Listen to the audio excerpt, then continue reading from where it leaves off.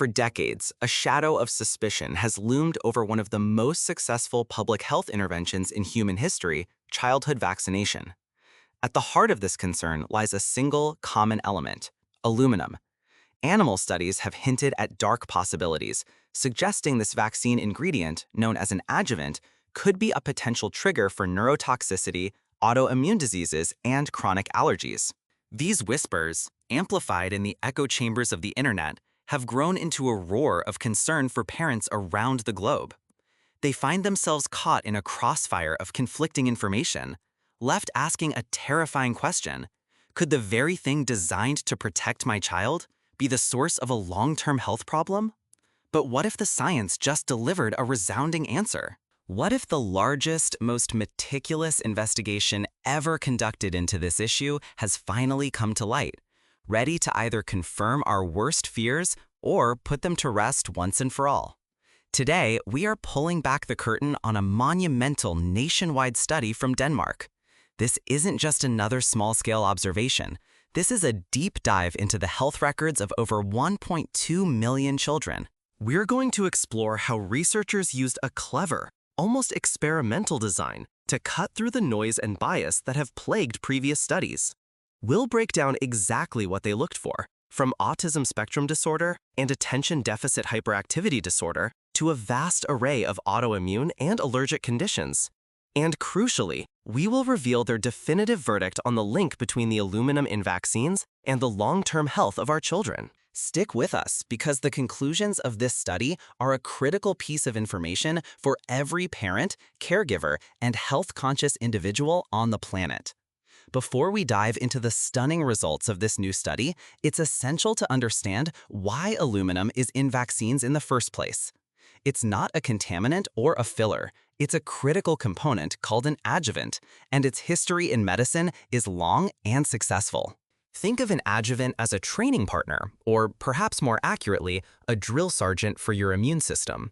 When a vaccine introduces a tiny, harmless piece of a virus or bacterium, the antigen, the adjuvant is there to sound the alarm. It works by creating a small, localized depot of inflammation at the injection site. This isn't a bad thing, it's a signal. This minor inflammatory response shouts to the body's immune cells, "Hey, over here." We have something you need to see and remember. This process of adsorption, where the vaccine antigens stick to the aluminum salts, keeps the antigens at the injection site for a bit longer and effectively calls in the cavalry of immune cells. The result is a much stronger, faster, and more durable immune response.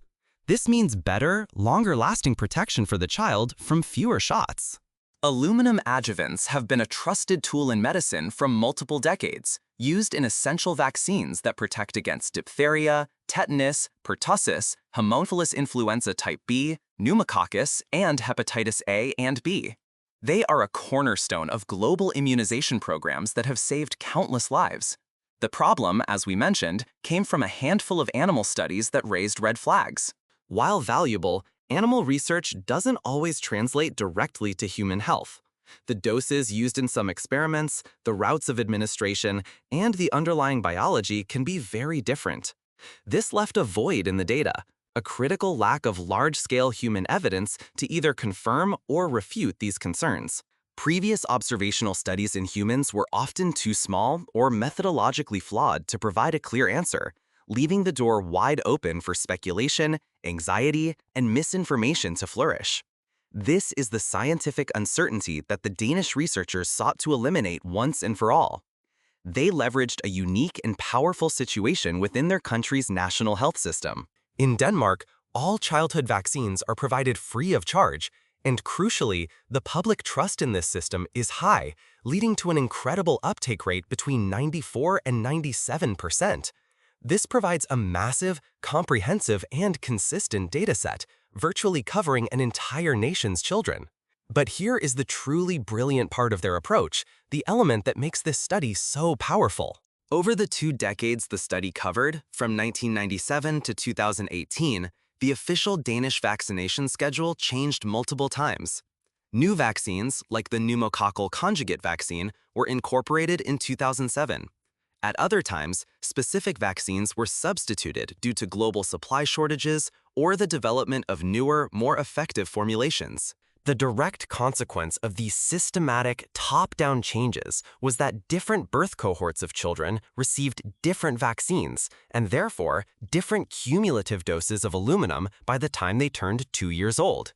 This variation in exposure wasn't based on a parent's choice, their income, their level of education, or their child's underlying health.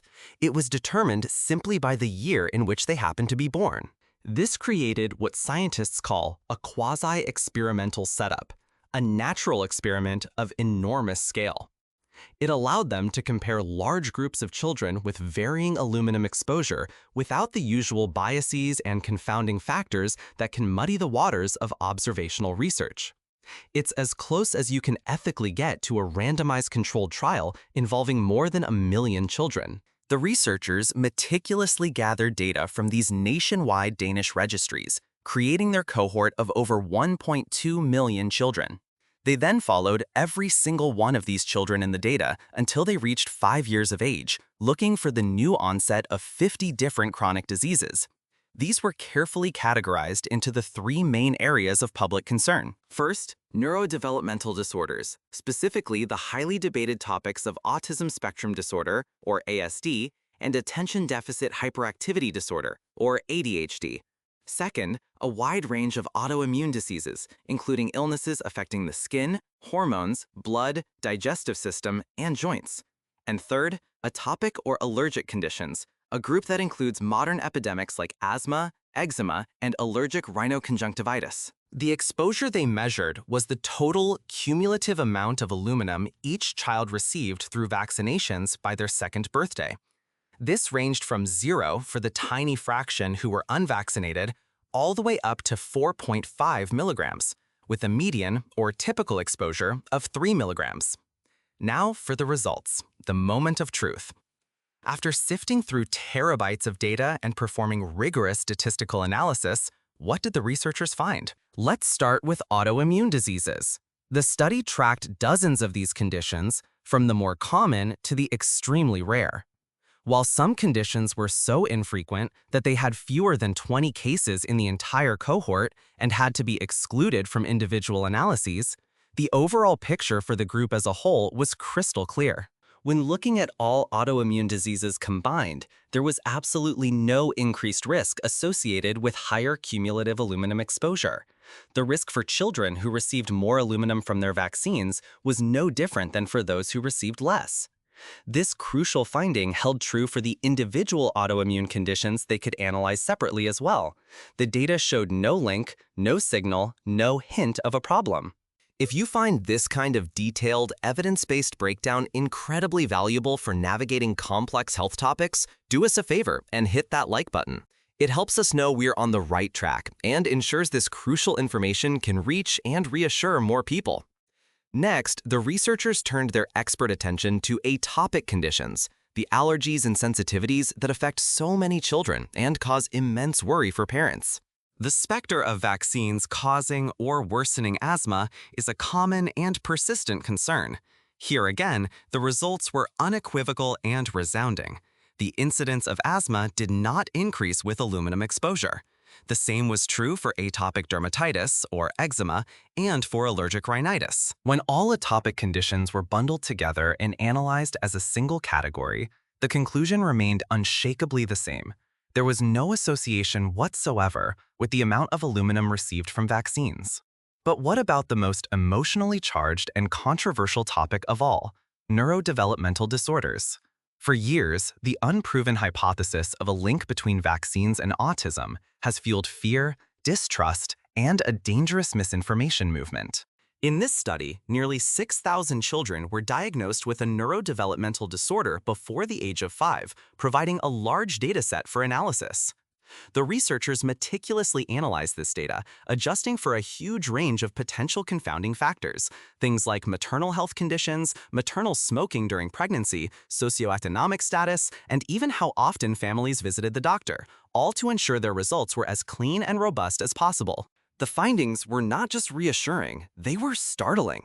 The study found no increased risk of developing autism spectrum disorder or attention deficit hyperactivity disorder with higher aluminum exposure.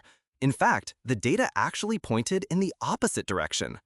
The hazard ratios, which are a statistical measure of risk, actually suggested a modest reduction in risk. For every 1 milligram increase in aluminum exposure, the data showed a 7% lower risk for ASD and a 10% lower risk for ADHD. Now, the researchers are very clear and scientifically responsible about this specific point. This does not mean aluminum in vaccines prevents these conditions. Causality cannot be inferred from this type of observation. There could be other complex, unmeasured factors at play, such as the possibility that families who adhere strictly to the vaccination schedule may also engage in other health-promoting behaviors. But the most critical takeaway from this finding is what it powerfully refutes.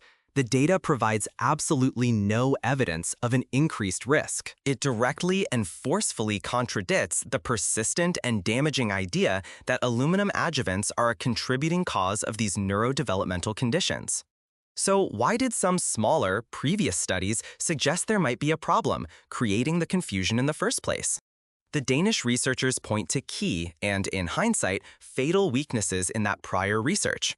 Those studies often failed to account for critical confounding factors. For example, they didn't properly adjust for maternal smoking or a pre-existing family tendency toward atopic disease, both of which can heavily influence a child's health outcomes independent of vaccination. Furthermore, in some of those earlier studies, only around 60% of children were fully vaccinated. This introduces a high risk of what's called selection bias, or residual confounding, meaning the group of parents who choose not to vaccinate may be fundamentally different from those who do, in many ways that could affect health, creating a false comparison. The undeniable strength of this new Danish study is that it overcomes all these limitations through its sheer size, its comprehensive national data, and its brilliant quasi-experimental design. It provides the clearest, most unbiased picture we have ever had on this question. We believe that understanding the science behind the headlines is more important than ever. If you agree, and you want to support deep dives that cut through the noise with real data, make sure you are subscribed to the channel and have notifications turned on. You won't want to miss our future investigations. In conclusion, this landmark study provides powerful, population-wide evidence that overwhelmingly supports the safety of aluminum-absorbed vaccines used in early childhood. The researchers found no association between the cumulative aluminum exposure from vaccines and the risk of developing a wide range of autoimmune, atopic, or neurodevelopmental disorders. For the vast majority of outcomes they studied, the results were inconsistent with even a small or moderate increase in risk. While the study could not completely rule out a tiny theoretical risk for extremely rare disorders, those occurring in fewer than 15 cases per 1 million person years, this is a normal statistical limitation present in any study, not evidence of a hidden danger. The overwhelming takeaway is one of profound reassurance. For parents, for doctors, and for public health officials, these results strongly support the continued use of aluminum adjuvant vaccines as a safe and spectacularly effective part of national immunization programs worldwide, protecting millions of children from dangerous and deadly diseases without posing a long-term threat to their health. The shadow of suspicion, it seems, has finally been met with the bright light of rigorous science.